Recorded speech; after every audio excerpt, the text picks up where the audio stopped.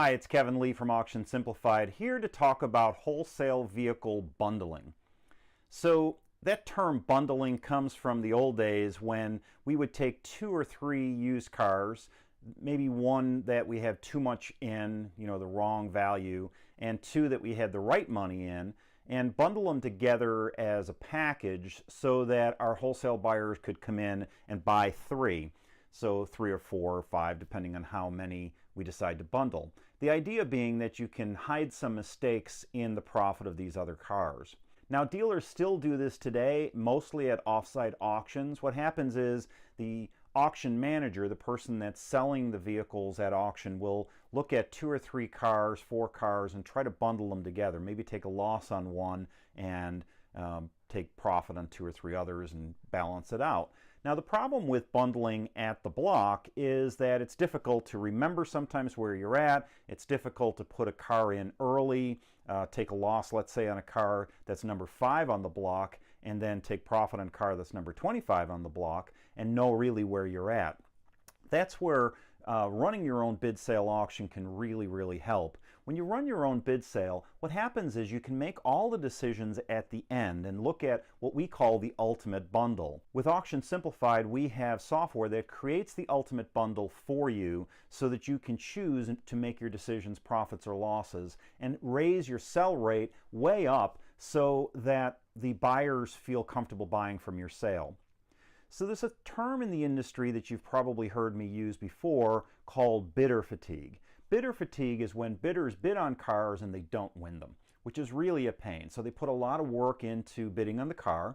A lot of times they're appraising, they're running the Carfax, they're paying for services like AutoNeek, etc. to value these vehicles. They put their best bid in, and the dealer for some reason doesn't take the bid, or take any bid for that matter from any of the buyers. That's called bidder fatigue.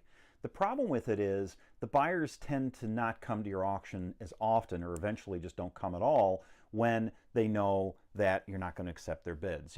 Dealers that have 20 and 30% sell rate at their auctions don't do so well. Dealers like ours that are averaging 78%, their profitability is higher, and not necessarily because they're doing a better job than the average. It's just that the buyers like to come there, and when they enjoy the experience, they'll bid more. That's why bundling is a really great way to process your auction at the end.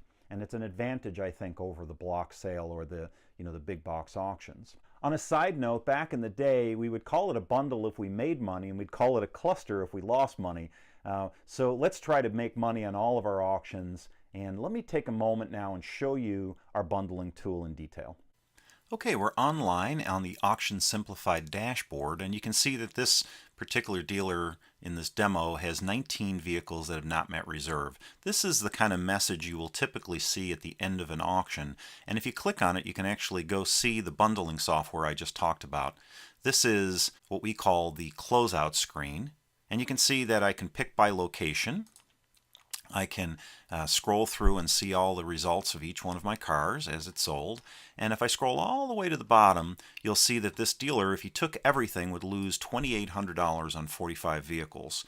For some, they might consider that a very good day. Some of these losers are pretty substantial, but this dealer went ahead and marked them as sold anyway because on average he's doing pretty good. But there's a few up at the top here we may just want to get rid of because we may think that the value of the car exceeds the loss that you are willing to take. So in this case, I'm going to go ahead and reject this Subaru Legacy because I think I can get 28 grand for this car if I run it again, or I could retail out of this car. Even with 4 bidders, I don't want to take a $2,600 loser. So I'm going to mark it as rejected.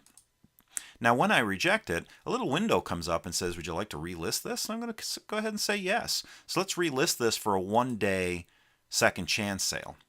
Okay, so that one's out of there. Now my profit just shot up a little bit. Oh, I'm down to only losing $185 for all of these cars. Let's take another look at one of these negative ones. So here's a Malibu. I believe this car's worth $6 grand. I only have $3,000 in it, but I'm only getting $1,700 for this car. There's something wrong here, so I'm going to go ahead and reject that as well. And again, I can just go ahead and repost this. So now how am I doing? So I have $1,100 made on 40 something cars, so I'm going to go ahead and accept a few more. Maybe, I don't like this Tacoma deal. Again, I think this thing's worth all of the 8,500 bucks that I have in it. In fact, one of my managers think it's worth 15 grand. I think he's a little off, but I'm going to go ahead and reject that one as well. Okay, so how are we doing? So we're making about $2,500 on 42 cars, a pretty nice bundle. I could go ahead and accept everything right now if I wanted to and have a pretty good auction day. So I'm going to go ahead and start accepting some of these. I can just go down the line and accept them one by one. Okay, I'm down to the last few here. Again, I don't like this one. I think this car is worth way more than $1,000. It's a Toyota Camry. I'm going to go ahead and reject that and relist it. And I don't like this one either. I mean, this car I've got $2 grand in. I only got a $1,400 bid. I only have one bidder, and it's a Ford Escape. And it's a, this is the kind of car I think I can do better at. So I'm going to go ahead and reject that one as well. All right, perfect. So now I've got a couple left. I'm going to go ahead and accept these two losers because I think overall I'm doing pretty good. All right, my auction is all done. And it looks like I have a total of 3,800 bucks made on 40 vehicles. Not too bad. So let's see how I did here. So I sold 40 cars at 38.64. Whoops, 64 divided by 40 cars. So I made about 97 bucks a car. So let's just take that $97, add to it the fee that I'm not spending by taking this car to an offsite sale. Let's call that 200 bucks, no sell fee. And let's add into that the shipping I would have spent, about 50 bucks. So I'm making about $347 a car today. That's a pretty good day. And if you do that, put a couple of brackets around that whole thing and times that back by 40, it's a really good day. Let's take a look, times 40. So I made $13,000 on this auction, which is different from what I would have made or lost if I had taken it to an offsite bid sale and paid the fee and paid the shipping. So good day all the way around.